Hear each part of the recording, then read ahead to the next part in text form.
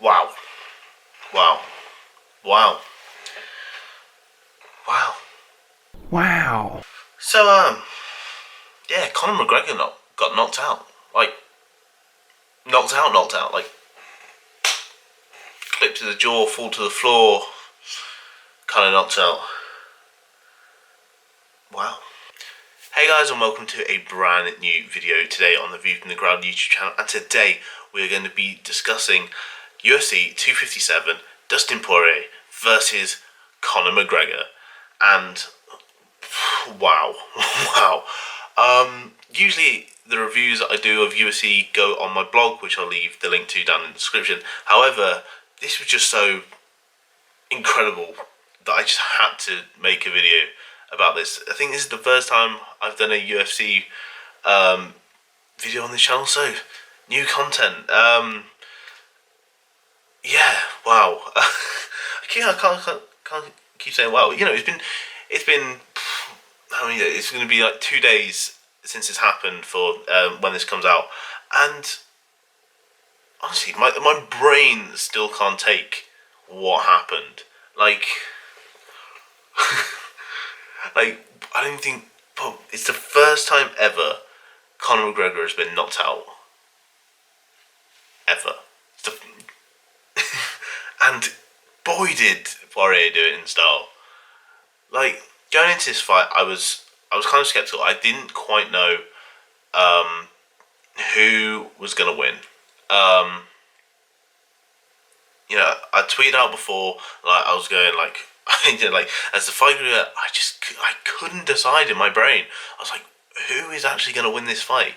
Because of course it's easy to look back at the first fight and go, oh yeah, Conor McGregor's gonna win. You know, he knocked him out in 90 seconds. You know, it's easy to say that. However, you know, it's been so many years since then.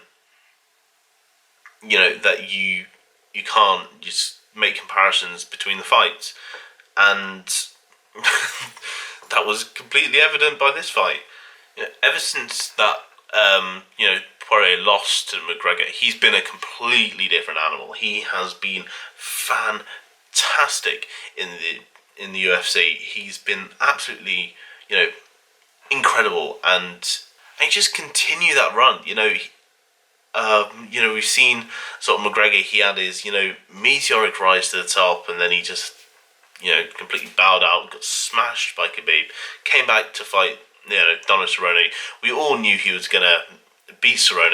I think that was, you know, pretty obvious. But this was his first, you know, real test, you know, since he became, you know, the double world champion, and you just had to ask yourself, you know, is, you know, Conor really up for it? And, you know, our questions was answered, and no, he just wasn't up for it. You know, coming into this fight, you know, a lot of people said, you know, McGregor has, you know, he's, you know, the way he is and the way that he is, it looks like, you know, he's more confident than ever. You know, he's a completely sort of new kettle of fish.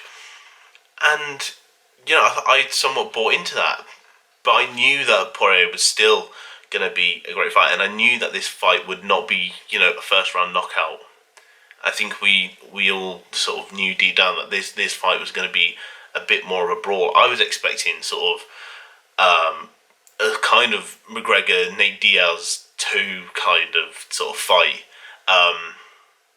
In a way, it's just going to be, you know, they're both fantastic strikers, and it's not often we get to see them sort of, you know, knocked down. So I thought it was going to be just a straight up brawl between the two. And, you know, in the first round, you know, Poirier got that sort of that takedown and sort of was really sort of fighting in the clinch. But I think one thing that people don't give McGregor that much respect for is, you know, his takedown defense and his clinch defense was absolutely flawless. He did everything he needed to, especially when he was on the ground. He did everything he needed to when he was against the cage.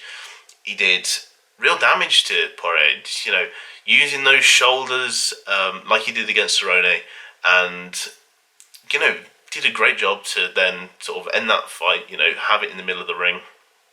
And he was landing great punches. I was thinking after the first round, going, you know what? That was an incredibly solid round for Conor McGregor. And I don't think anybody would really argue. Poirier did what he needed. He sort of took McGregor to the ground, looked to try and wear him out a bit, because one thing we do know about McGregor is that he does tend to gas.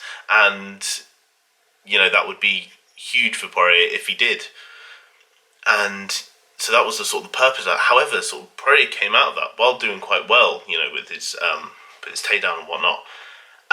He did look tired, and he looked more tired than McGregor was. So, sort of in my mind after the first round, I was like, you know what, McGregor is doing, very well here. And I've got them completely switched on his head in round two. Round two, Poirier didn't look for the takedowns. Well, he was kind of trying to fake the takedowns, but just wasn't getting any. Was unlikely that he was going to get any success with it. So he turned to his leg kicks, and the brutal leg kicks that he was doing to McGregor's calf. So you could see, just even after a couple, that his calf was red. He was stumbling around a bit. Every time McGregor kept getting caught with those leg kicks, he was wobbling. He was a bit all over the place, and you could tell that his leg was dead, and it was basically a bit of jelly on the floor, and he was really struggling to keep his balance. However, sort of through this, McGregor was still landing good left hands, good right hands. So it was hard to sort of, think of what was happening. It was it was a really weird fight in a way, because Poirier was doing really well. McGregor was doing the best he could, especially sort of the circumstances that he was in the second round. But then he just kind of had switched, and boom, Poirier lands one hand, McGregor's knocked. Well, he's rocked, and he's back against a cage, and then boom, he just went in. Sort of like the way that Deontay Wilder does. Deontay Wilder, when he's boxing, he finds it, that sort of, that right hand, it lands. It sort of shakes his opponent, then boom, he just goes in, and he just looks for that knockout. It's exactly what Poirier did. Came in, landed, sort of McGregor was a bit shook, and then he just went in, just absolutely finding lefts, rights, and then eventually clipped him on the jaw with a right hand. McGregor was on the floor, and I was amazed. I was like, wow, that is something. That is something. I mean, it's not the first time we've ever seen McGregor get rocked to the ground. Amazingly, Khabib was able to do it. Absolutely amazing overhand right that just sort of saw McGregor go to the floor. But no, Poirier just, you see, when he landed straight on his jaw, he was done. You knew the way that he fell, the way that it was, you knew he was done. And honestly, you have to hand it to Poirier. That was an incredible fight from him. The way that he tried something in the first round, it didn't work, so he completely switched up his game. Went for the leg kicks, just tried to kick sort of more. He was taking the punishment from McGregor, and still, yet he was able to stand tall, able to, to keep fighting, and in the end, it won him the fight. And you can't, well, there's nothing else you can do. You just have to applaud how amazing Dustin Poirier fought in that fight. So guys, that's all from me in this video. Hopefully be able to do some more UFC content, maybe some previews to some fights, some amazing UFC events coming up in sort of in the next sort of couple of months. I know UFC 259 is one that I'm particularly looking forward to. Israel Adesanya is fighting along with Petty and Amanda Nunes is all fighting on the same card. That is going to be brilliant. Honestly, I'm really looking forward to that one. Leon Edwards is finally coming back. I think he's fighting some point in March as well. Usman, I know, is fighting soon. Yeah, there's just so many sort of fights sort of coming up. Alexander Volkanovski is also fighting Ortega soon, because I'm keeping my eye out on that one, just because I really want Max Holloway to get his, well, hopefully third time's a charm with him against Volkanovski after his fight against Calvin Kattar. That was a brilliant fight. And if you haven't seen it already, make sure to go check out the highlights somewhere on YouTube. They are amazing. It was such a brilliant fight. Probably some of the best fighting I have ever seen from Max Holloway. So it's just, I think it's such an exciting year for UFC. The fact that they've been able to continue safely with this sort of fight island in Yas Marina is brilliant, and long may it continue.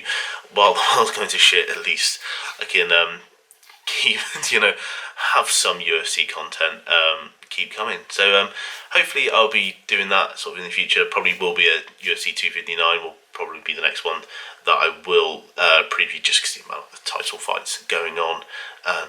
Yeah, should be a good one. So guys, that's all from me. If you did like this video, make sure to leave a like, and if you're new here, make sure to subscribe down below. Make sure to hit the bell notification so you're notified every time I upload. If you haven't followed my blog already, make sure to follow that down in the description. That's probably where I'm going to be doing most of my sort of UFC reviews. I think I might start doing some more previews on here, but most of the reviews will all be done on my blog, and I've got loads of other UFC content and MMA content that I put on there, so make sure to check that out. So guys, that's all from me. Thank you so much for watching. My name's been Louis Edwards. Thank you and goodbye.